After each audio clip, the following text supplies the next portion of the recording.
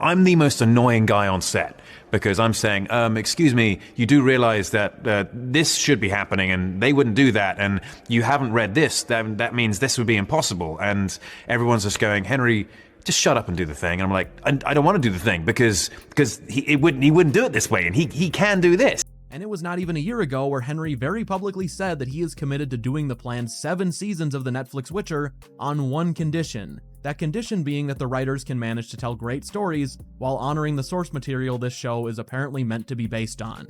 Now, okay, well that actually does fucking indicate something, doesn't it? Let's read this again. Absolutely, he says, and this is a quote, as long as we can keep telling great stories which honor Sapkowski's work. So guess, I wonder what the odds are that a Netflix series isn't going to honor the original content of which the series is built off. Were you familiar with this, the Watcher before you, The Witcher? The Witcher, before yeah. you started? I hadn't seen the TV show, and I hadn't read the book. What's this? Oh, I saw this. Henry Cavill says he's not a fan of sex scenes in film and television and believes that they're mostly a bit of a cop-out. Fucking true. Absolutely true. It's when you have a sense that you're going, is this really necessary? Or is it people just with less clothing on? Right. And that's where you start to get more uncomfortable and you're thinking, there's not a performance here. TV show or a movie is just filled with sort of gyrating bodies and you're going, okay, Right. But I mean,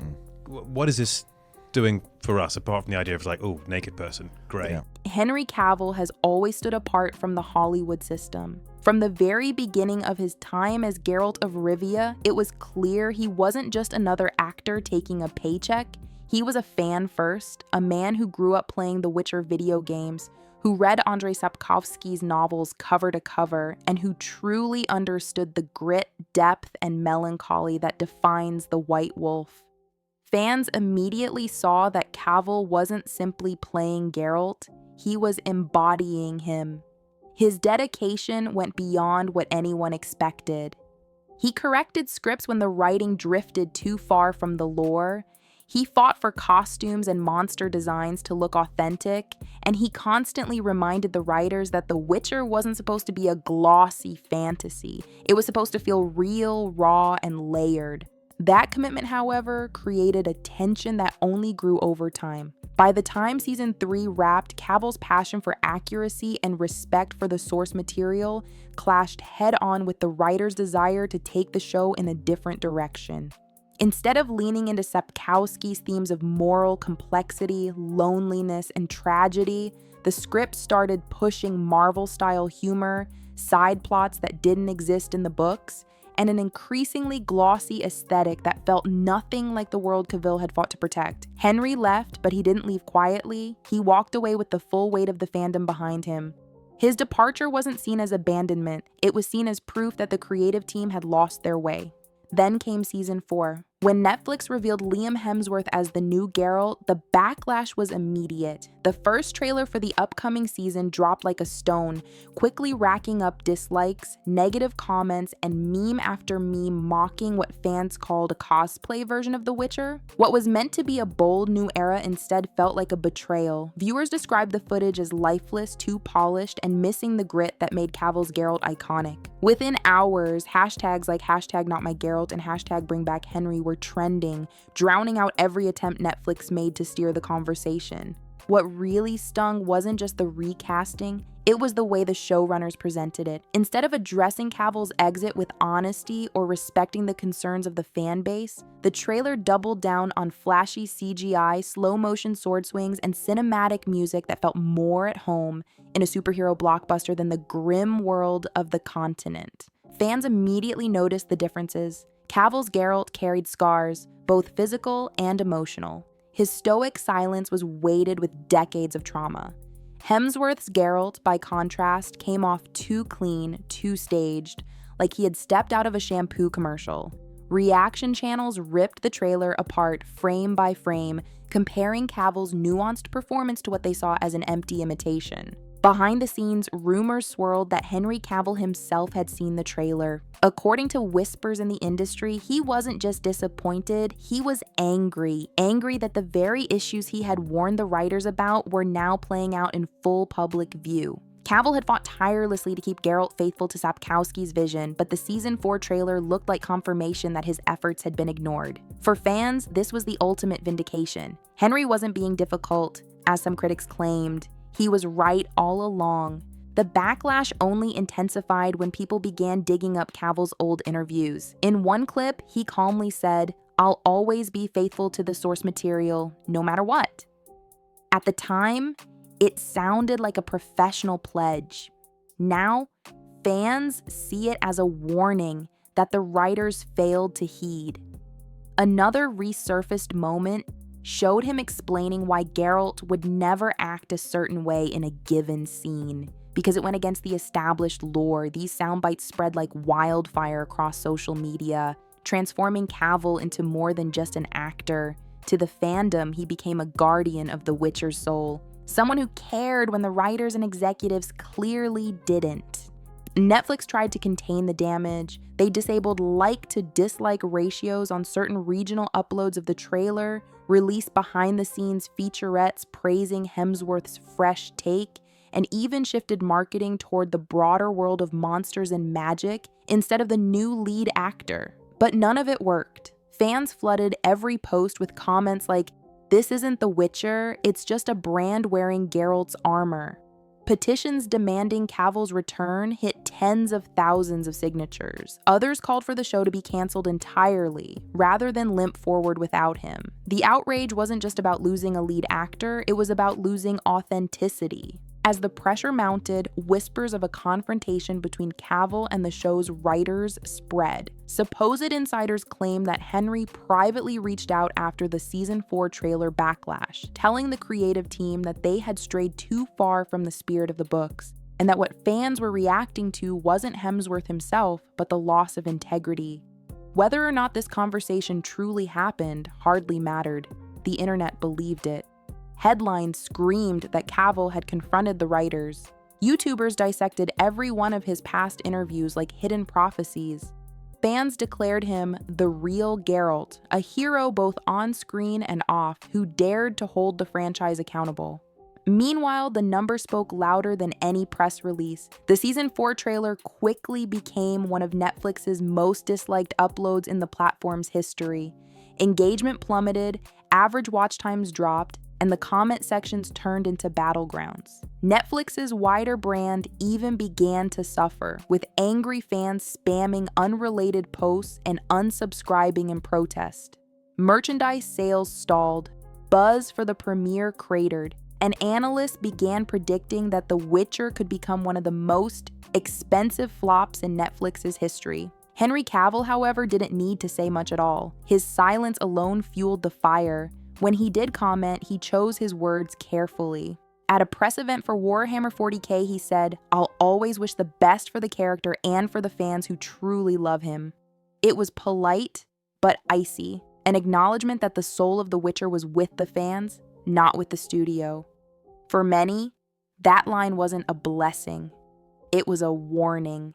The irony is that Cavill's career is only rising. His Warhammer project is gaining traction, widely celebrated as a series being built with genuine respect for the source material, exactly what The Witcher lost when he walked away. Fans now compare the downfall of Netflix's Witcher to the rise of Cavill's new work, calling it poetic justice. Entertainment insiders, showrunners, and even rival actors have praised Cavill for standing firm in his principles.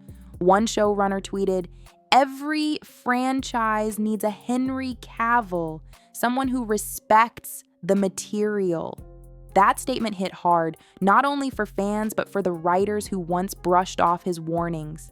Now, as Season 4 approaches its release date, the storm hasn't died down. Instead, it's transformed into something bigger, a movement. Fans see Cavill as the true heart of The Witcher, the one who fought for integrity when the writers traded it for algorithms.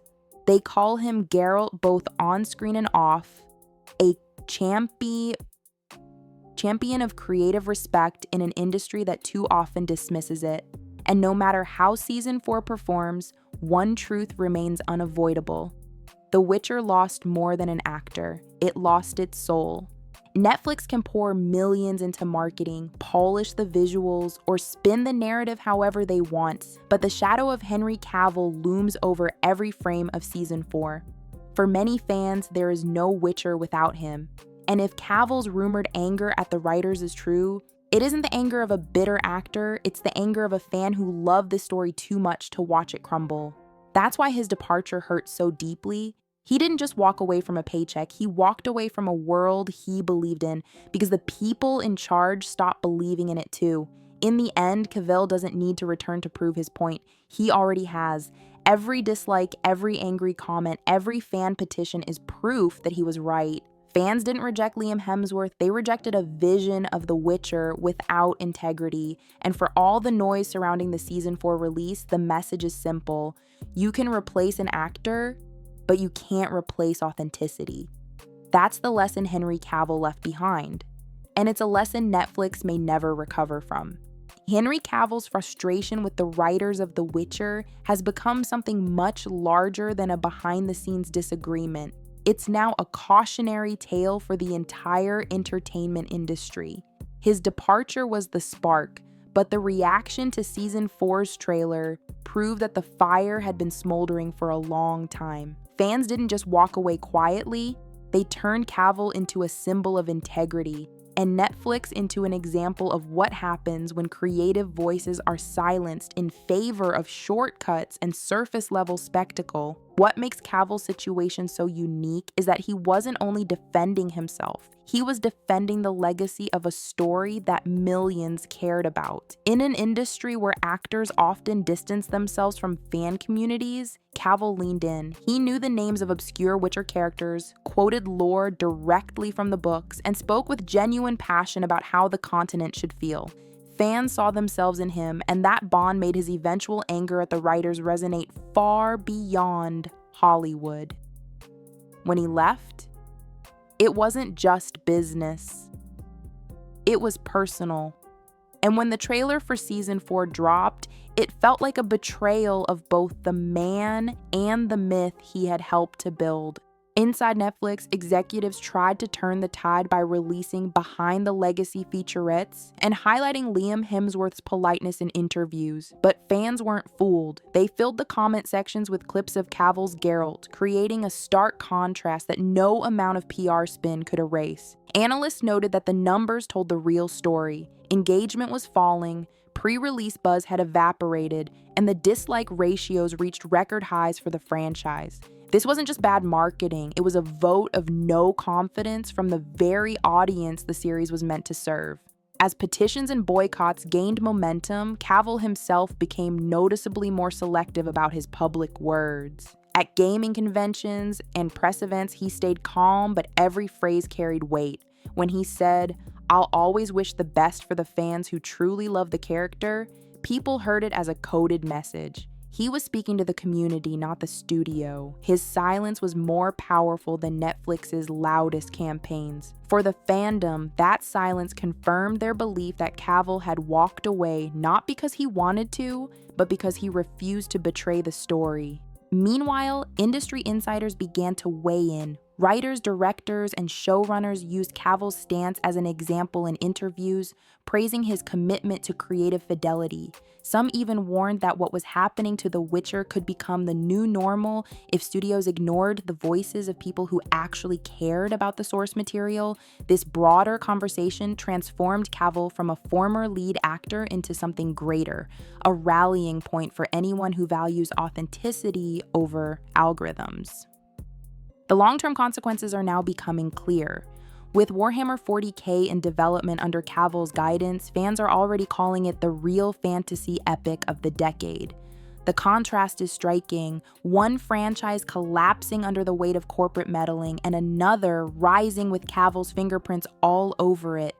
Entertainment reporters call this poetic justice because the very thing the writers of The Witcher dismissed, Henry's obsession with accuracy, is exactly what audiences now crave. So as season 4 approaches, the question is no longer whether Netflix can salvage the show. The question is whether audiences will even care. Cavill's rumored anger at the writers is no longer just about behind-the-scenes disagreements.